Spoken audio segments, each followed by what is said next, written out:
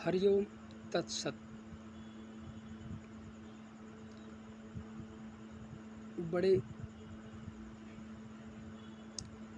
दुख और खेद के साथ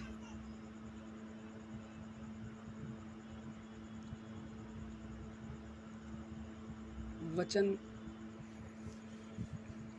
कहना पड़ता है कि इस संसार में हम सभी यहाँ एकत्रित हुए हैं।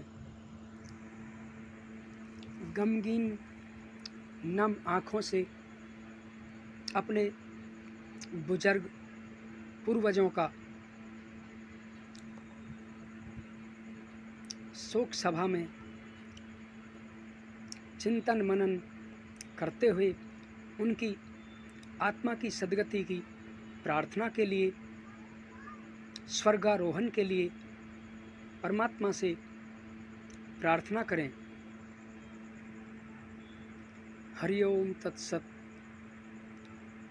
ओम।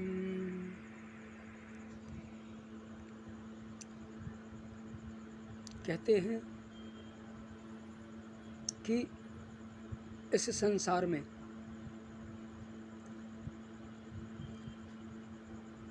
जो आया है उसको जाना निश्चित है, जिसका जन्म है उसका विराम मरण निश्चित है।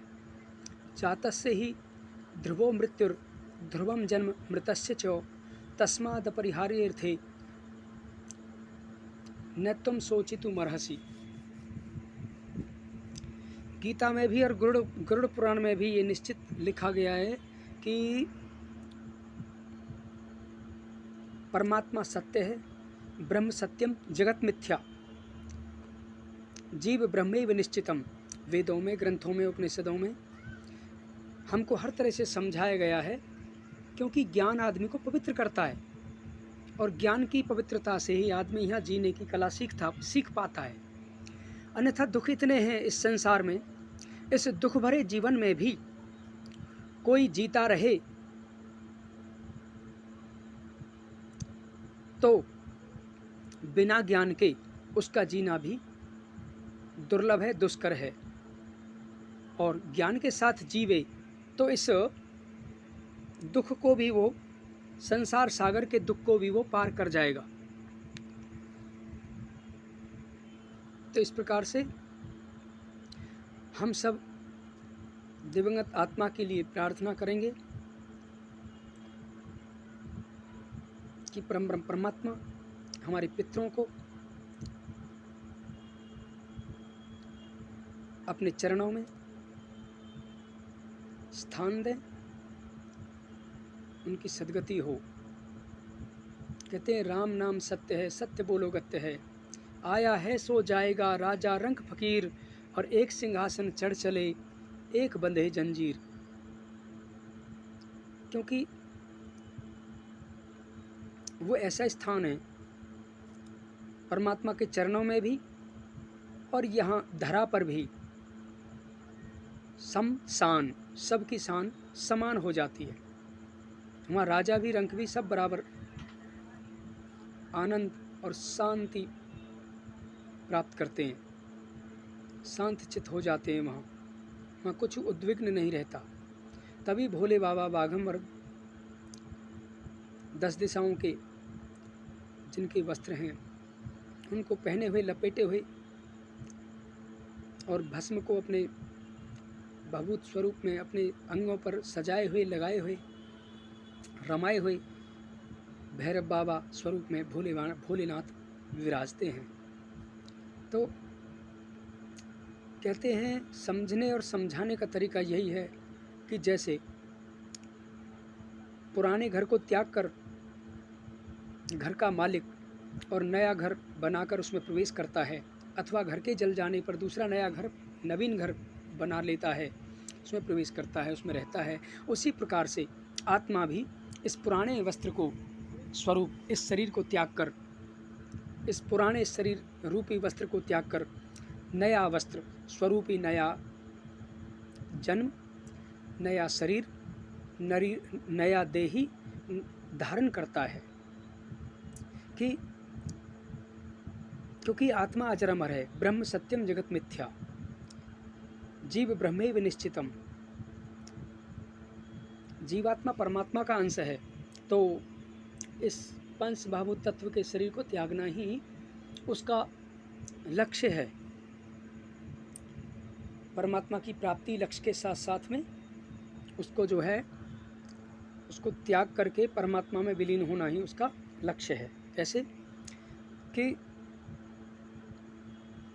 जातस्य ध्रुवो मृत्यु ध्रुवम जन्म मृतस्य च तस्माद् अपरिहार्येथे न तुम शोचितुमर्हसि, वासांसि जीर्णानि यथा विहाय नवानि गृह्णाति नरोपराणि, और तथा शरीरानि विहाय जीर्णा नवानि संयाति नवानि देहि। और नैनम छिन्दन्ति शस्त्राणि नैनम दहति पावकः और न चैनम क्लेदयन्त्यापो न शोषयति मारुतः। तो इस आत्मा को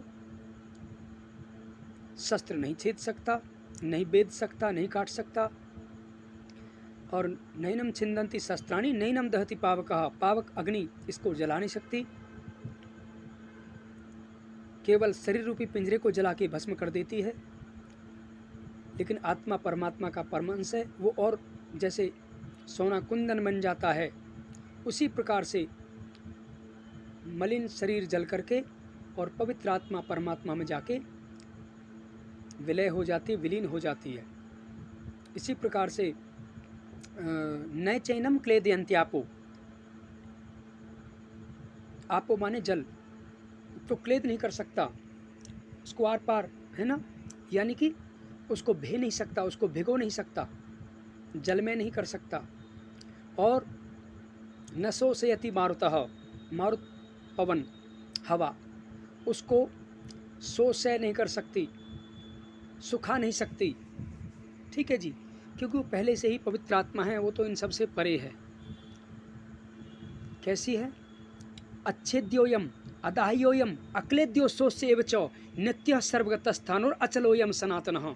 सनातन परम ब्रह्म परमात्मा की तरह वो अचल है, अविचल है, सदा रहने वाली है।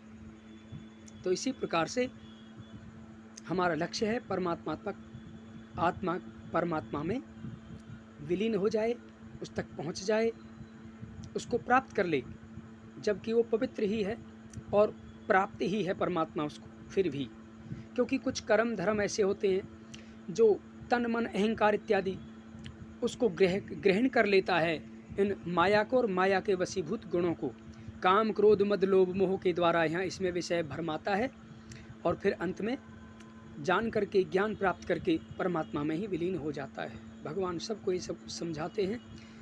भगवान ने इस संसार को रचाया और फिर इसी में समा गया, उनकी ढूंढ लो मुझे। तो जैसे जल में अमृत है और उसी प्रकार से दूध में मक्खन है, घी है, तो इस क्रिया को जो जानता है, मक्खन निकालने वाली क्रिया को, वो पहले भी विद्यमान था, लेकिन निकलता जब ही है जब इसकी प्रक्रिया को कोई जाने समझे। तो उसी प्रकार से परमात्मा हमको प्राप्त है, लेकिन फिर भी हम ज्ञान विज्ञान के द्वारा और गुरु माता पिता के वचनों पे चलने से और इस संसार में सत्य को प्राप्त करने से ही हम परमात्मा तक प्राप्त कर सकते हैं। तो ये सत्य है, इस सत्य को समझने जानने से हमारा दुख हमारा सुख दूर हो जाता है। इसी के साथ में हम अपने वचनों को यहीं विराम देते हुए और शांति पाठ पढ़ते हैं और 1 मिनट का मौन रखते हैं। मौन में परमात्मा की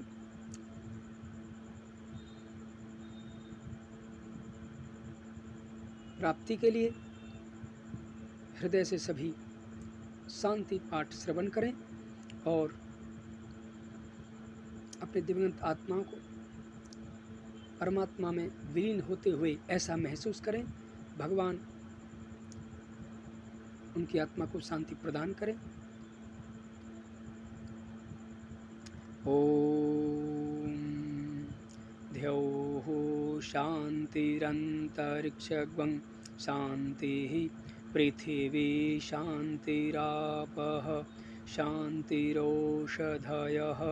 शान्तिः वनस्पतयः शान्तिर्विश्वे देवाः शान्तिर्ब्रह्म शान्तिर्सर्वगं शान्तिः शान्तिरेव शान्तिः श्यामा शान्तिरेधि ॐ शान्तिः शान्तिः शान्तिः ॐ सुशान्तिर्भवतु।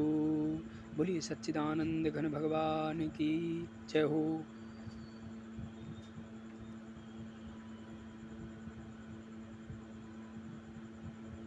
ओम आकाशात् पतितं तोयं यथा गच्छति सागरं सर्वदेव नमस्कारं केशवं प्रति गच्छति।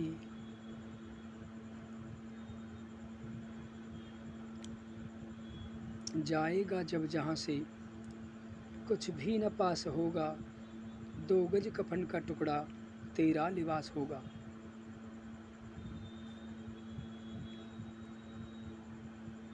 चुन चुन के लकड़ियों पर धर दे तेरे बदन को, ले जाएगा झपट कर मेहतर तेरे कफन को।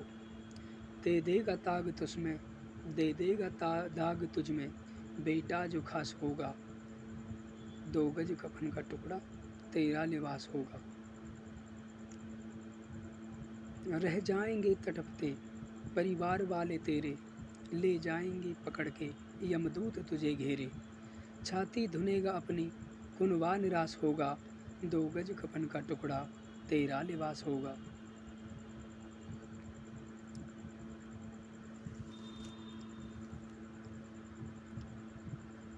सोने सी तेरी काया जल कर के राख होगी, बाकी बची जो अस्थि उसकी भी खाक होगी। परिवार छोड़ करके शमशान वास होगा, 2 गज कफन का टुकड़ा तेरा लिबास होगा। जाएगा जब जहाँ से कुछ भी न पास होगा, 2 गज कफन का टुकड़ा तेरा लिबास होगा।